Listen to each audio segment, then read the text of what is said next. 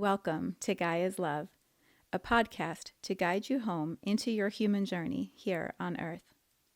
My name is Vivienne Gerard, and it is my delight to co-create with Gaia and share our messages from Source in this now moment. Here we go.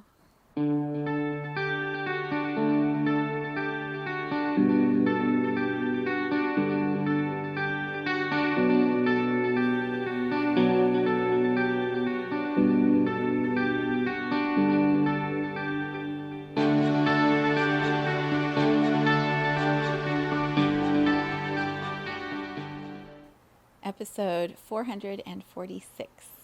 It is Friday here in Cincinnati. It's cold. The sun is shining, but fall has arrived. The leaves are coming down. The temperatures are dropping. We have to layer up at night. It is definitely transitioning to a new season. So I come to you from my same room, but a little chillier, a little sad. I have to schedule a pool closing, which is always this wow, summer is over. Summer is ending. It's time to move into winter. So yeah, that's how I am arriving in this moment. And also just filled with gratitude and love and so much emotion moving right now. So the title of today's episode is called Akaal, Akaal. It is a song by Sanatana Kaur. It is a Sikh tradition word that literally is translated into, part of it means time, and then the A at the beginning means not of time. So Akaal means timeless, immortal, non-temporal, the infinite. And this song that Sanatana Kaur chants is so powerful. It's so beautiful. She sings the word Akaal for a while, which to her is like, as she describes it, it's like a call and a response to God, the universe, source. And then she introduces new music in the middle of the song, and she says these words for the rest of the song. She says, "From thee I come, and to thee I go. From thee I come, and to thee I go." And then she wraps the chant up with a call again. It is stunningly beautiful, and I heard it when I was running on Wednesday. I played it in our quietly listening session on Wednesday night, which was absolutely indescribable. And then I was playing it again this morning, and I wanted to share it because last week we talked about answering the call of the unknown. Answering the call, like you feel it, like the aurora. Remember that aurora and the ocean singing to Moana. The call of the unknown is compelling. There's something inside of us that says life is about to change. We're about to have some new thing. The soul is guiding us in this new direction, and so we can feel the call. We can feel the compulsion to be moving into something new. And then when we start following it, or we make the decision, we say or do the thing, sometimes that's like the end of a relationship or a marriage. It's like you say the words, it's over. It's over, and this is no longer going to be what it was. And you can feel the certainty and the knowing as you say the words. And then there's the day after, and then the day after that, and the week after that, and the months after that, and you're like, what just happened? Did I mean it? Is that right? Blah, blah, blah, blah, right? All this stuff starts to happen. Or we make a decision about a job or about a move or something to do with our health. I'm doing this thing, and it's all going to change now because I've made this decision. I can feel the call. I'm answering the call. And then we're stuck in this space where we're like, did I mean it? Should I have answered it? I don't know if that was the right thing. And so I'm addressing that in today's episode, that in between, not even that in between, it's the post answering the call. And trying to put all of that into words was just too complicated for a title.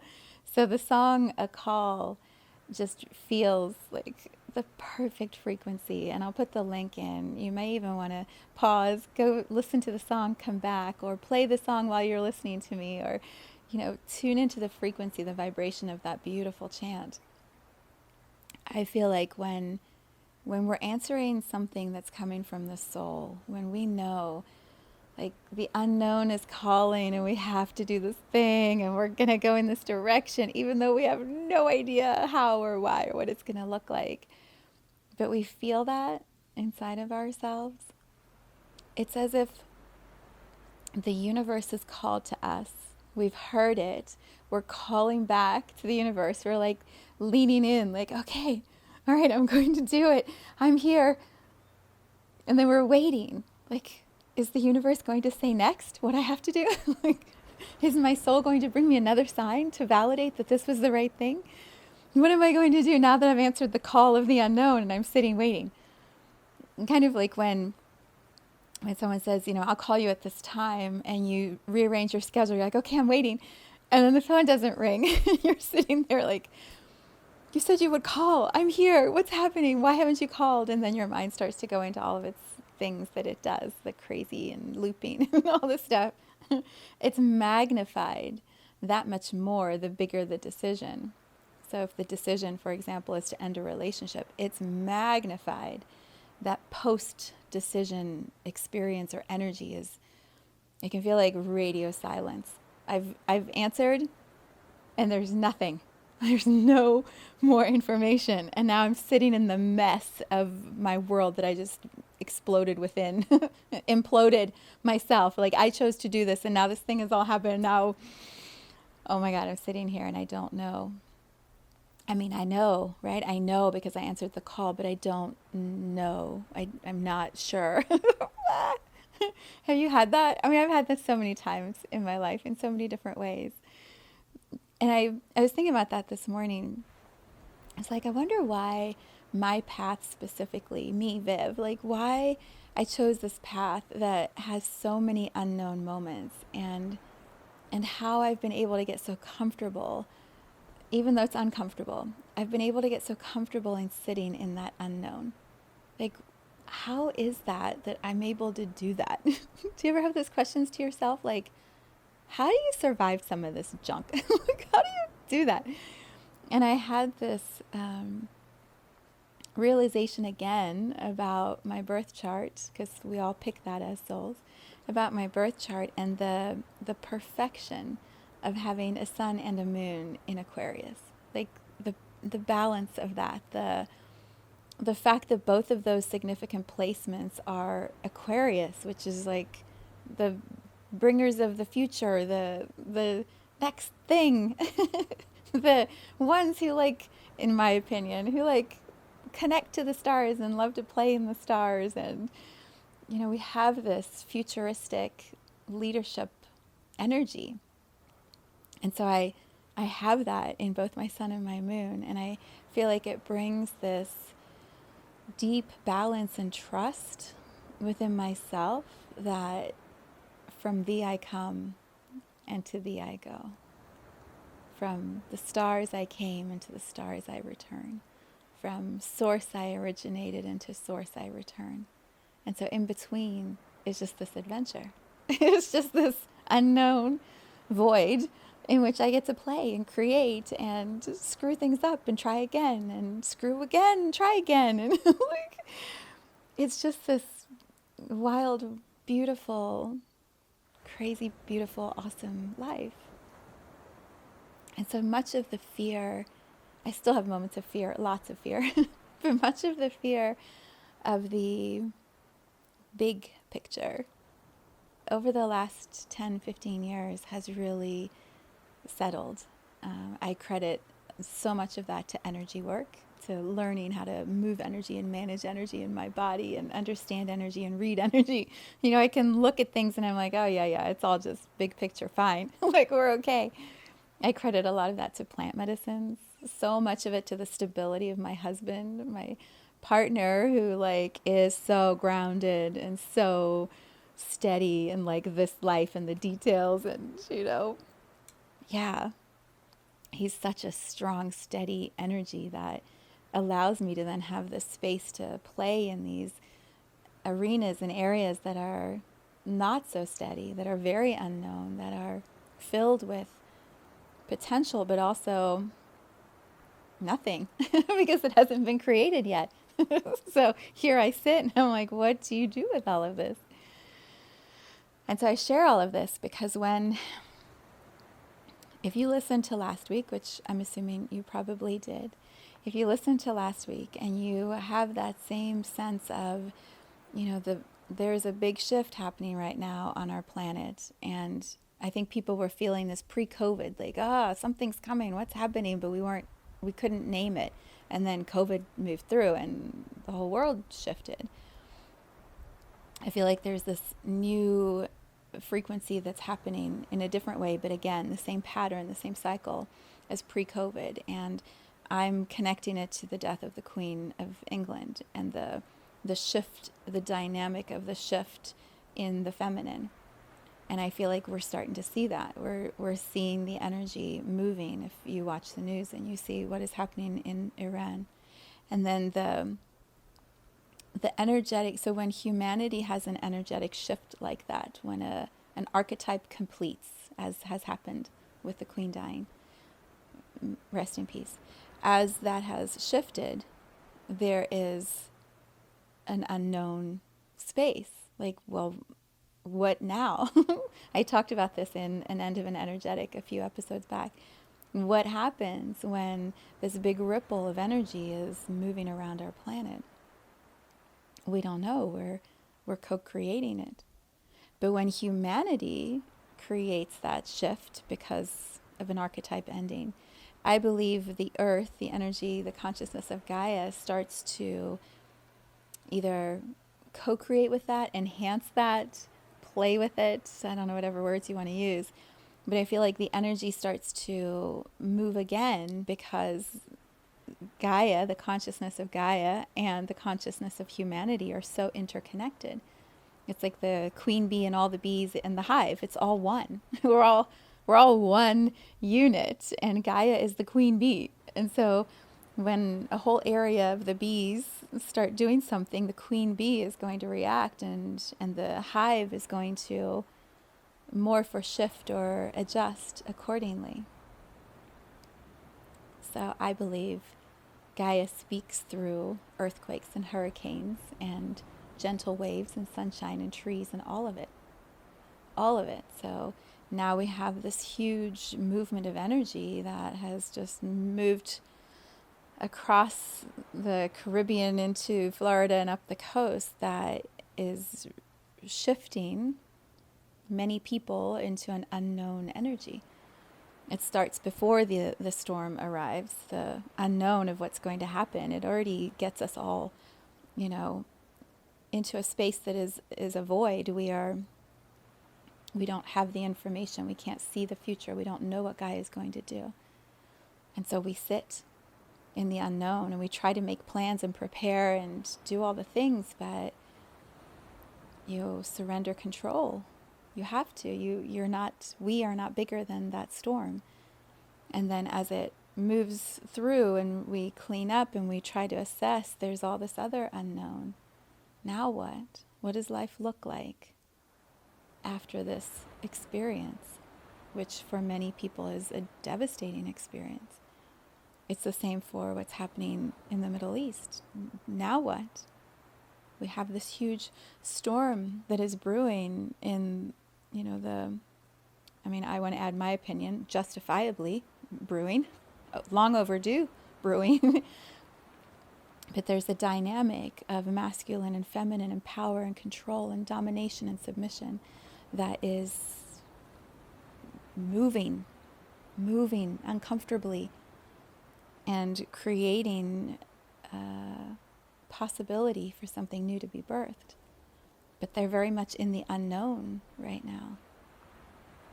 And sitting in that is a very uncomfortable thing. Not having a certain plan, not knowing what the outcome will look like, not even knowing what the next step might be before we even get to the outcome. Like when a relationship ends, you might have to move Where are you moving to? Well, in the middle of that, what are you going to do until you figure out where you're going to move? How do you divide everything? There's so many, it's such a layer upon layer upon layer of unknowns, and why I'm bringing all of this up right now. I feel like this conversation could be taken in so many directions. I'm like, okay, the point, not the point, the frequency, the transmission, the energetic that I am feeling I want to offer to you as you're listening to this is to see how comfortable you can get sitting in the uncomfortableness of not knowing. Can you just be in it and feel whatever is happening and allow yourself to move through those feelings and keep coming back to your own inner knowing and steadiness that got you to make that decision in the first place? When you answer the call of the unknown, there's something inside of you that's bringing you in that direction, that's saying, like, do this thing, go now, go do the thing. On the other side of that, can we keep coming back to whatever it was inside of us that had us make that decision in the first place? Can we keep coming back to that certainty that helped us move across that threshold? So, for example, I believe many relationships, my own opinion, I believe many relationships end because one or the other is not continuing to evolve or grow or move in a way that allows the other one to keep growing or moving. So one is stuck and one is moving. And the one is so stuck that, or the other one wants to move so fast that they can't find a common comfortable space between them in which to move side by side, grow side by side together. I've been very blessed in my own relationship with my current husband that we don't always have the same pace, but there's some way that we can communicate between ourselves that allows us to have some grace, have some space in the relationship for the other one to move out of that stagnant place and into the next growth. Like, we're kind of able to almost step together. He goes and then I've come right after. Like, we just sort of make this, like in a three-legged race, we can somehow make the pace work, even when one of us, it's exactly like a three-legged race. There's something that's keeping us connected in the center that's allowing us to sort of stumble our way through how we're evolving and how we're growing. A lot of relationships get stuck in that, and the only way to create the space for the growth, or at least this is how it often feels, is you have to separate. You have to pull apart. The middle leg of the three-legged race has to be unwrapped and taken apart so you can have these two individuals who then go in separate directions. And I don't think there's anything wrong with that. I don't think that's a terrible thing. I believe we're all here on our own path to evolve and to grow and to trust what we're guided into and to keep moving through that. And we call towards us the people who are wanting to be on this journey with us and who support us in our journey. And sometimes that changes. Sometimes in friendships and families and marriages and partnerships, that ebbs and flows. When we know that we have this desire, this compulsion to dramatically shift something in the energy within our relationship, we're like, this has to happen. It has to be different. I cannot continue as I've been. I can feel how that is not. My soul is crumbling or contracting as I stay in this frequency, this vibration. I can't do this anymore. When that compels us, for example, to end a relationship or a friendship or whatever it is, and we have this like, okay, I did that. I spoke my words. I did this thing. Okay, now I'm here. And then, oh no, I shouldn't have done that. Why did I do that? Blah, blah, blah. If we can go back to that clarity, that's the word. the clarity that guided us into that choice. If you focus on that clarity and just stay steady with that clarity, it will hold you through that unknown. It will keep you steady, keep you grounded. Make it a mantra, right? Like, I trust my choice. I trust the knowing that has brought me to this moment. Even if I am sitting in the unknown for the future, I trust myself that I landed here, now, in this experience. And so I can just breathe. I can lean back and pause and feel what's happening in my heart, in my body. One of the favorite visualizations that I love to do when I really feel that, like, what? I just visualize like either Source or God at my back, or like a whole line of archangels just standing, not doing anything, just standing at my back. And then I just get to lean back. It helps, like, if I'm in a chair like right now, or sitting on the couch, and I can put my feet on the ground, and then I just lean back into the chair, and I'm like, okay, Source has got me. From thee I come, and to thee I go. You've got me. Like, I know that in this moment all is well. Even if it looks like I imploded my world, I know in this moment all is well. And I can just sit in that. I can sit in that, and I can trust, like, this is happening with divine purpose. My soul is creating all the experiences in my life to serve me, to bring me into a bigger, more expressive version of who I came here to be. That's why I'm here. So I can just rest in that. From thee I come, and to thee I go. I can just rest here in that, in this moment. And be in whatever this unknown expansion that is happening is.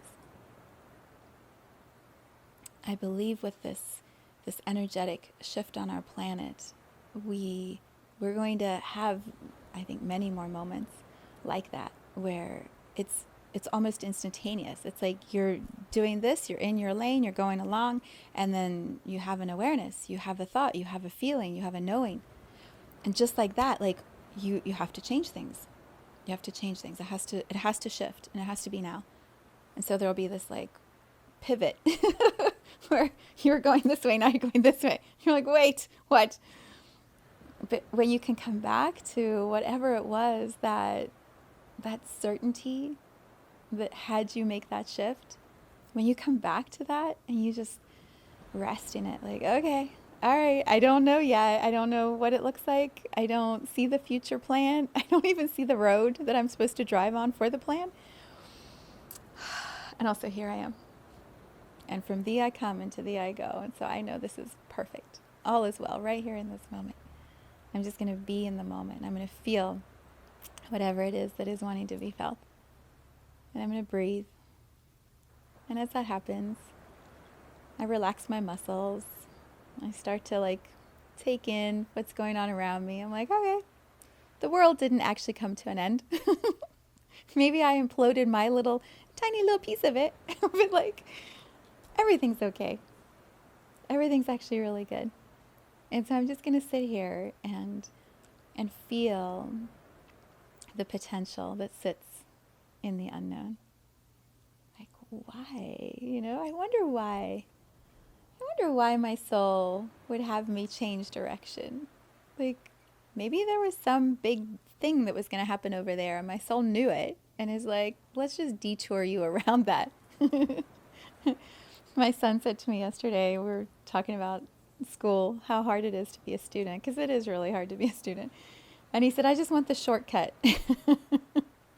19, and he wants the shortcut. I was like, right now the shortcut is you being in school.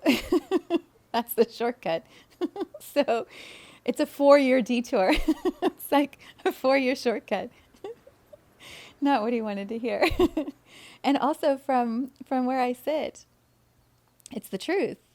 It's the truth. There is so much that he is learning and mastering, and he's on this accelerated path in college to learn all these things that if he didn't do it in this way, at this location, in this program, with all the things that he's juggling, if he didn't do it here, it would take him 10 years, 15 years maybe, to learn some of that in other places, other experiences. And maybe that's my own limited belief, but I don't think so. I've watched enough people.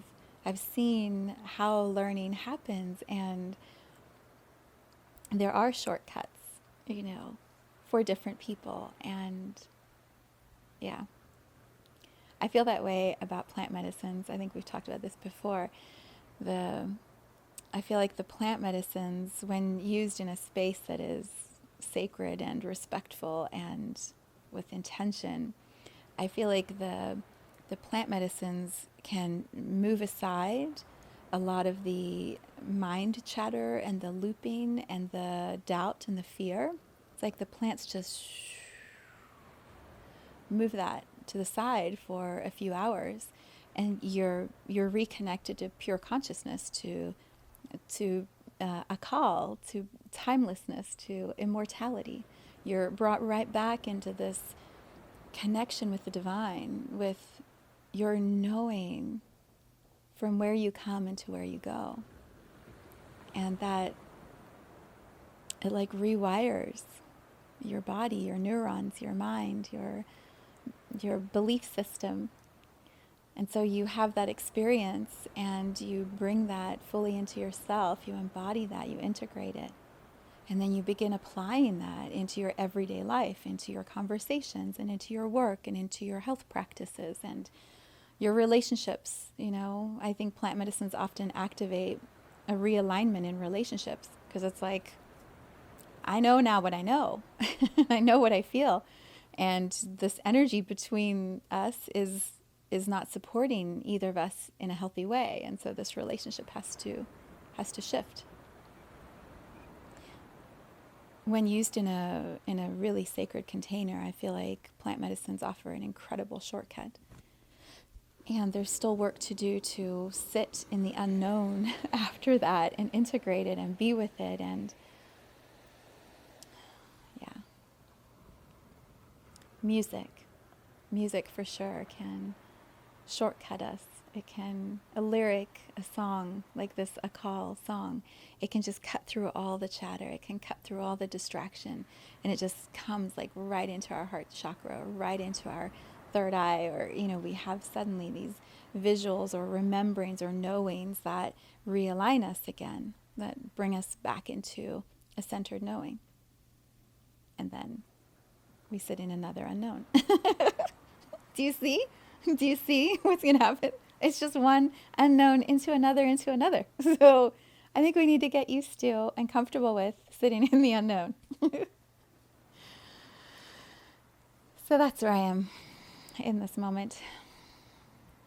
I have more to share. I've made some really beautiful decisions and activations, and also I'm just sitting in the unknown of them in this moment, and I'm feeling very peaceful and excited. And yeah, I'll share more when it's time. It's not time yet.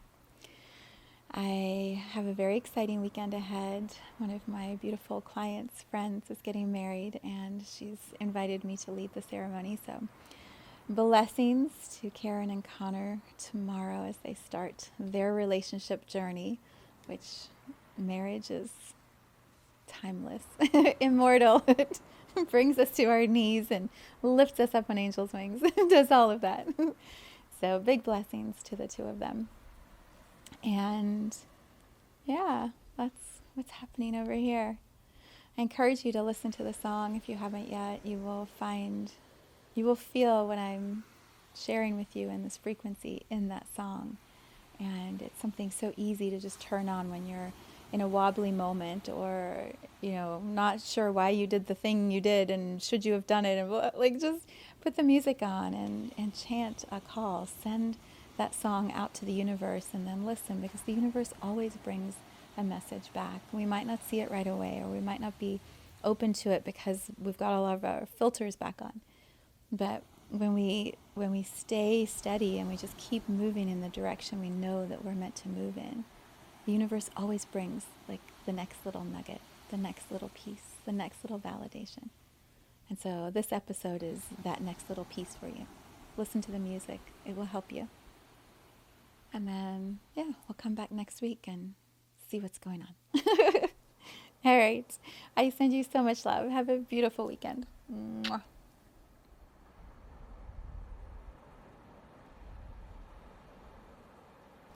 Thank you for tuning into this vibration of pure love. I invite you to join me in Awakening the Guides, an 8-week online self-guided journey of remembering why you chose to come play here in Gaia. You can learn more at viviennegerard.com under I Am Creativity. Let's take this message of Gaia's love out into all of our relationships and communities today. So much love from my heart to yours.